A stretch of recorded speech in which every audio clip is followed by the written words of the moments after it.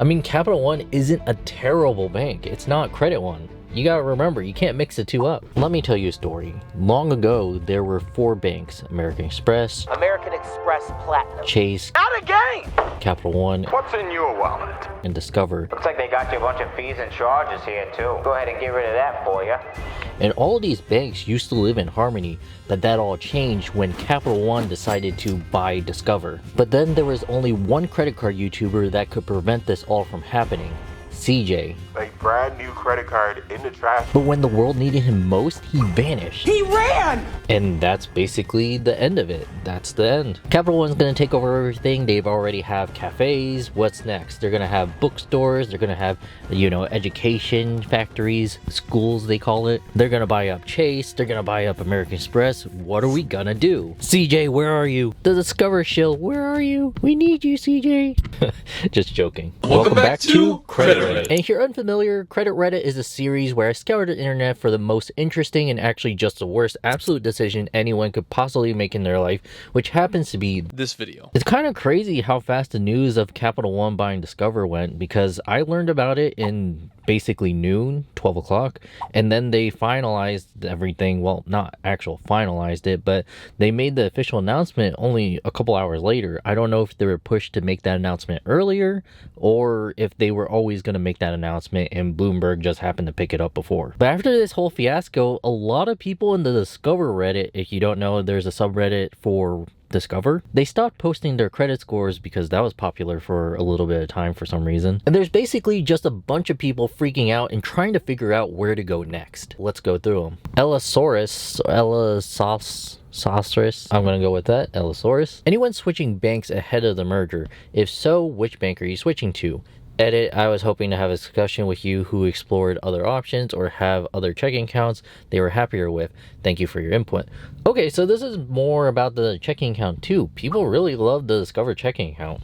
To be honest, never really found the appeal. I feel like there are other competing checking accounts that offered about the same thing. Brutal Body Shot says, I think everyone is overreacting quite a bit from the news from the last 24 hours. I'm of the opinion to cross that bridge when you get to it. That's good thinking. No need to make drastic changes now when nothing may be impacted for a significant amount of time still, and not necessarily even a negative way. Yeah, that's something I've been hearing about, is a lot of people are worried who are loyal to Discover, customer service, being worse, and that you can't get like any more high credit limits because Discover was known to be pretty generous about their credit limits. Now you gotta worry about the Discover bucket. But will that happen? And is it that big of a deal? What if this Discover Capital One merger actually comes out beneficial? We don't know yet. I mean, Capital One has done some pretty good things over the last couple of years. They have the Venture X card, which is a pretty valuable card. They've opened a bunch of different lounges in Denver, somewhere in Texas, I think in Houston, and in Washington, D.C. And they're fairly nice lounges. But not only that, they worked with major entertainment so that it's easier for their card holders to get access to the tickets. In the Capital One cafes, where you just have a Capital One card and you get 50% off the drinks there, and that's a pretty good thing. My player 2 loves Capital One cafes just for that reason alone. I mean, Capital One isn't a terrible bank. It's not Credit One. You gotta remember, you can't mix the two up. Then there was a reply under that by Tinky Girl. I went ahead and requested a credit limit increase for my Discover card. So I figured I should get what I can from Discover now. Went from 5K to 8K, thankfully. Yeah, I guess that is one concern about the Capital One and Discover merger. May not be as gracious. Then Tantra Man from Florida says, hanging in with Discover, really like them for the time being. I will be keeping an eye on what happens to Discover management team. Is the core retained or do they depart? If Capital One tries to mirror Discover for customer service and offerings, I'll probably stay. If they just keep on being Capital One, I'll move elsewhere. Apparently, Dusty Groves went straight to their local credit union to open an account. That's how scared they are about losing the Discover checking account. So I'm reading a lot of the comments, and a lot of people who were banking with Discover seem to either be moving to American Express or to a credit union. That's interesting. Instead of moving to, their money to one of the safest places that you can keep your money with Chase. Your money's probably pretty safe over there. They can probably back your money. But I guess it really comes down to trust in the customer service. Okay, so this is what it is. Tanner Skywalker says, I'm going to continue using my Discover checking account and saving account for the extra 1% cash back on debit card transactions. Debit card? Come on, it's 2024. I'm just kidding, of course. If you're really that much more comfortable with a debit card rather than, getting a credit card, fine. But you are definitely losing out on not having a credit card. Plus also there's more protections when you use a credit card over a debit card. Wait, they do have a credit card though. As for my credit card, I'll keep it and just not use it if the reward structures no longer make sense. What kind of credit card do you have that isn't earning at least 1% cash back? I use Fidelity Investments for my primary banking needs and have positive relationship with them. Wait, hold on. If that's the case, why don't you get the Fidelity 2% cashback card? Maybe look into that. And then this person refuses to have a Capital One account because they didn't hire them. So they're canceling out of spite. To be honest, that's a fair reason. And then another person's already switched to Capital One a few months ago, Rocky Road. And then someone replied under them, their customer service isn't as great as Discover, but otherwise they're pretty great. I've had better luck using their cards out of the US too. It's a Visa card or a MasterCard with Capital One versus Discover. It's almost impossible. I spoke about this before. When I went to Canada, when I asked them, hey, do you take Visa, MasterCard, American Express? Yes, maybe no, maybe yes, but they have heard of it. But when I say, hey, do you take Discover cards?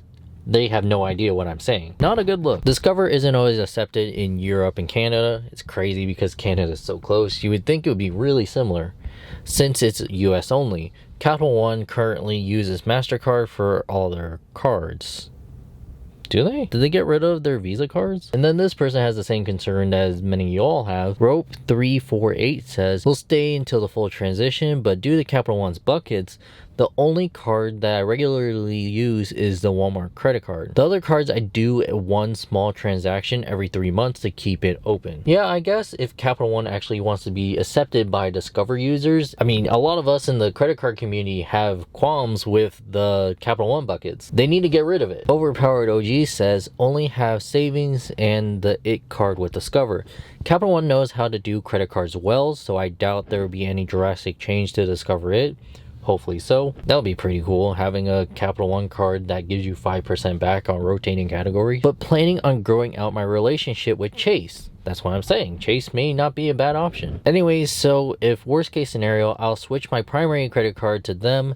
I already do checking with a local credit union that has awesome customer service and high yield savings account at Wealthfront, which is what CJ uses, and Goldman Sachs, which is what I use, technically. So that's really interesting. I never thought about the Discover demographics being really closely tied to good customer service, and the people who bank with Discover see it as like a good relation with, as similar to a credit union. Mike Tibbetts trying to calm everyone down. It's been 2 days. We don't know exactly what will happen. Chill. And then the poster replies, thanks for the suggestion. Best of luck to you. And got 2 downvotes on that. Then they just start fighting in the comments. This thing is going to take 2 to 4 years to go through, but you do you. Yes, my decision doesn't affect you at all. Have a great day.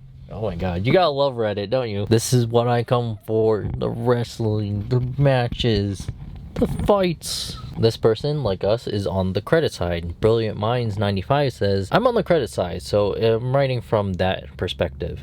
If nothing changes, I'm staying. If things start changing in the direction I don't like, I'm out. Discover is the least stingiest bank for me in terms of credit limit. I wonder how they'll feel about American Express. That 3x credit limit. I'm already considering dropping this card, so we'll see what direction this merger takes. So it's also really interesting too that a lot of people who bank with Discover don't necessarily care about the Discover rewards. They care more about the credit limits that Discover offers. And this is what I've kind of been hearing. So Coffee Eyes kind of, reinforced that as of right now, we're being told that everything will be operated separately. Capital One and Discover will still be its own separate entities within the Capital One umbrella. It'll be quite some time, 2 to 3 years, before anything that crosses over. So that's interesting. So they think that the stuff will still cross over instead of being separate. There's a lot of companies that are like that operate separately. Especially one of the big things that I'm thinking about is Procter & Gamble. They have many other brands. Yes, they work together. They may have like ad campaigns together. They might come together for a collaboration, but they still function separately with each other, you know? I could totally see Capital One taking that approach and keeping them both separate. Then there's this guy towards the bottom of the post, 4 beats. Why is everyone trying to get credit limit increases? So you can spend more and carry a higher balance, or just having a higher credit limit which could impact your FICO score? This makes me nervous for y'all. What? Why not have a...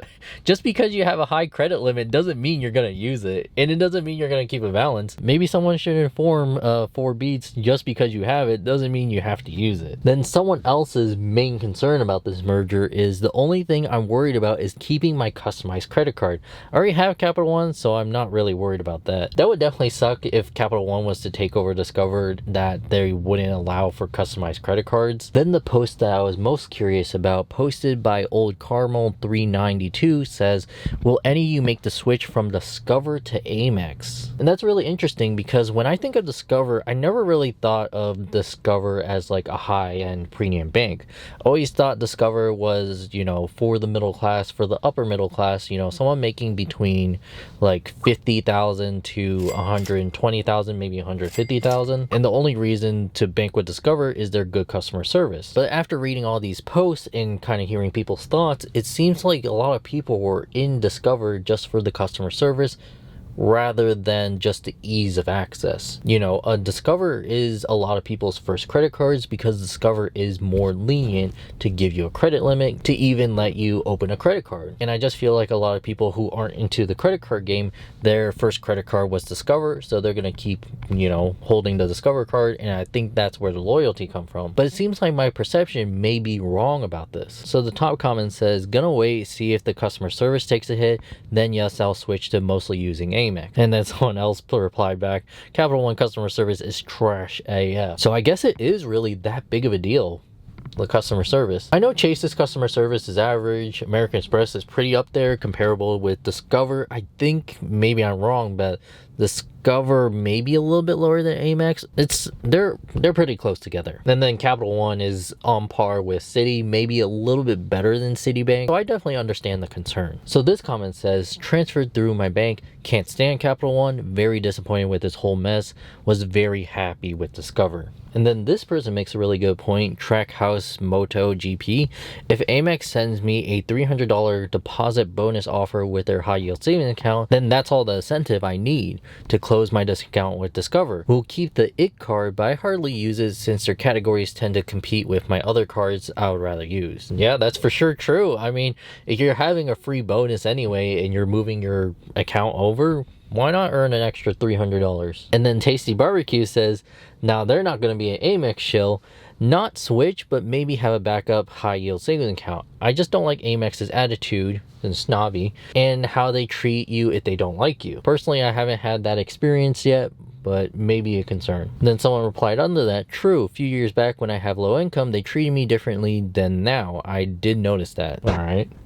Elaborate. And then this person says, I think Zemo, I guess, I've already had the checking and saving account for both for at least a year. If you're asking whether I'm going to voluntarily close my Discover account, then no reason to at the moment. I banked with Capital One, although never as a primary account, in the past to no issue. I have credit cards with all of them. So it really seems like if you're banking with Discover that you have a Discover checking account. I guess it's really that special, and that's a really major concern with a lot of people with this whole merger situation. Vanrock says, why Amex? I moved all my savings into direct deposit from Discover to Wealthfront over half a year ago and couldn't be more satisfied. That's really interesting. So a lot of people who like to bank with Discover also have Wealthfront. So basically CJ is the poster child for Discover. So I guess if we really want to know what Discover customers are going to do, we just have to watch CJ really closely. I am Cheeto1 says, if they approve me, angry face.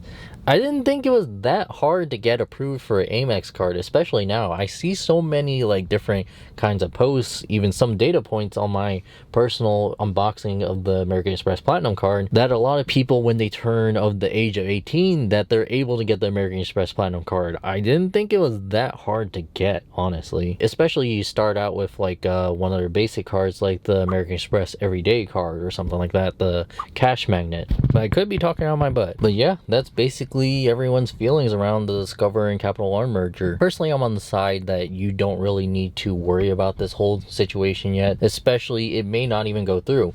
Yes, they have intentions to, but it really depends on if they can get the paperwork done and if it, passes through Congress. Even if it does go through, we don't necessarily know what that will entail. If Capital One and Discover keep separate, if they actually try to merge Discover, make the Savor It card, that'll be really ridiculous. But yeah, I'm on the side of don't freak out yet. But let me know what your thoughts are on the Discover and Capital One merger, and I'll see you later.